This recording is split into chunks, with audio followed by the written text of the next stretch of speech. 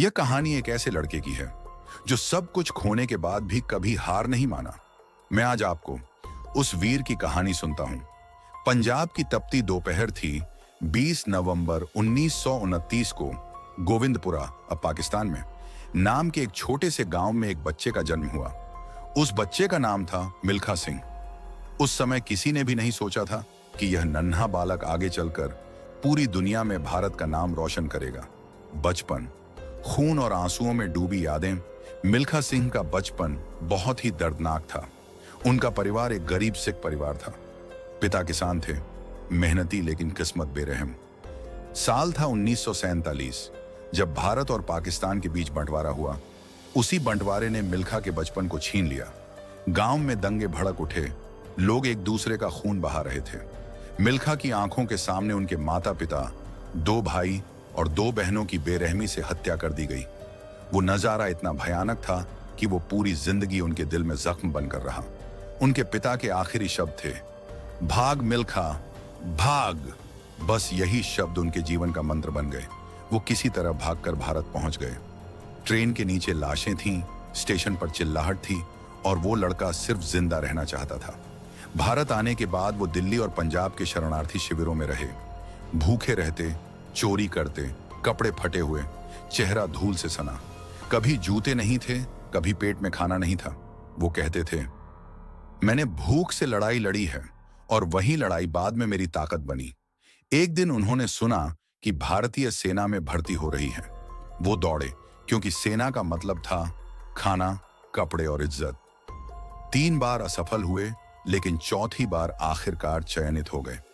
यहीं से उनकी जिंदगी ने मोड़ लिया। सेना से एथलेटिक्स तक, मेहनत का जादू। सेना में उन्होंने पहली बार दौड़ की असली दुनिया देखी। एक बार सेना की रेस में वो सिर्फ इसलिए दौड़े ताकि मिलिट्री कैंटीन से 1 गिलास दूध और 2 अंडे मिल जाएं। लेकिन उस दौड़ में उन्होंने बाकी सबको पीछे छोड़ दिया। वहीं से उनके कोच ने कहा, तुम्हारे पैरों में बिजली है, तुम देश का नाम रोशन करोगे। फिर शुरू हुई दिन रात की मेहनत। वो रोज 25 से 30 किलोमीटर दौड़ते, अपने पैरों से खून बहने तक नहीं रुकते। धूप, दर्द और थकान सब उनके दोस्त बन गए। वो कहते थे, मेहनत ही मेरी दवा थी, दर्द ही मेरा साथी। 1956 ओलंपिक। पहली निराशा 1956 में मेलबर्न, ऑस्ट्रेलिया। ओलंपिक में उन्हें भारत की तरफ से दौड़ने का मौका मिला, लेकिन वो अनुभवहीन थे और रेस में पीछे रह गए। वो बहुत रोए, लेकिन उसी ओलंपिक में उन्होंने महान एथलीटों को देखकर संकल्प लिया, अब मैं सिर्फ जीतने के लिए दौड़ूंगा।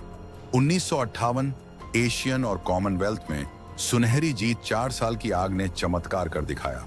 1958 में उन्होंने एशियन गेम्स में 400 मीटर और 200 मीटर दोनों में सुनहरा पदक जीता।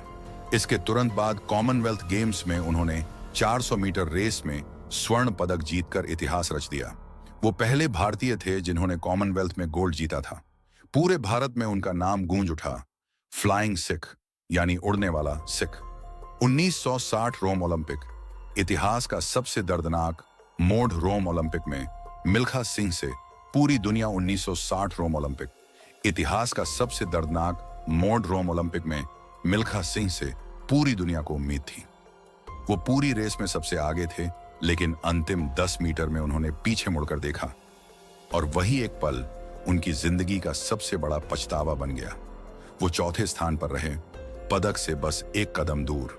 रेस खत्म होते ही उन्होंने ट्रैक पर गिरकर रोना शुरू कर दिया। उन्होंने कहा था, काश मैं वो 1 सेकंड वापस पा सकता।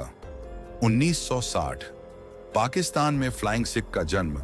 ओलंपिक के बाद पाकिस्तान के राष्ट्रपति जनरल अयूब खान ने उन्हें लाहौर में दौड़ने का निमंत्रण दिया। वो पहले तो नहीं जाना चाहते थे, क्योंकि वहीं उन्होंने अपना परिवार खोया था, लेकिन आखिरकार गए और वहां अब्दुल खालिक नामक पाकिस्तान के तेज धावक को हराया। तभी जनरल अयूब खान ने कहा, आज तुम सिर्फ भारत के नहीं, पूरे एशिया के फ्लाइंग सिख हो, और वही नाम अमर हो गया। 1959 में उन्हें पद्मश्री से सम्मानित किया गया। उन्होंने भारत में एथलेटिक्स को नई पहचान दी। कई दशकों तक उनका 400 मीटर का रिकॉर्ड नहीं टूटा। मिल्खा सिंह ने भारतीय महिला वॉलीबॉल खिलाड़ी निर्मल कौर से शादी की। उनके 4 बच्चे हुए, जिनमें एक बेटा जीव मिल्खा सिंह भारत के मशहूर गोल्फ खिलाड़ी बने। 18 जून 2021 को कोविड-19 के कारण मिल्खा सिंह इस दुनिया को छोड़ गए। लेकिन जाने से पहले वो एक बात बार बार कहते थे, मैंने जिंदगी में बहुत हारा लेकिन कभी रुका नहीं। प्रेरणादायक संदेश मिल्खा सिंह की जिंदगी हमें सिखाती है कि किसी का जन्म चाहे कितनी गरीबी या दर्द में क्यों ना हुआ हो, अगर दिल में जुनून हो तो एक दिन दुनिया तुम्हें झुकेगी। उन्होंने अपने पिता के शब्दों को जिंदगी भर निभाया, भाग मिल्खा भाग, और सचमुच वो दौड़ते रहे जब तक भारत का नाम आसमान तक नहीं पहुंचा। अगर आप इस कहानी को और भी लोगों तक पहुंचना चाहते हैं तो इस वीडियो को लाइक करिए ताकि YouTube इस वीडियो को और भी लोगों तक पहुंचाए।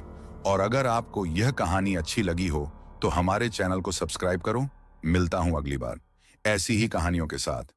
मेरे प्यारे दोस्तों,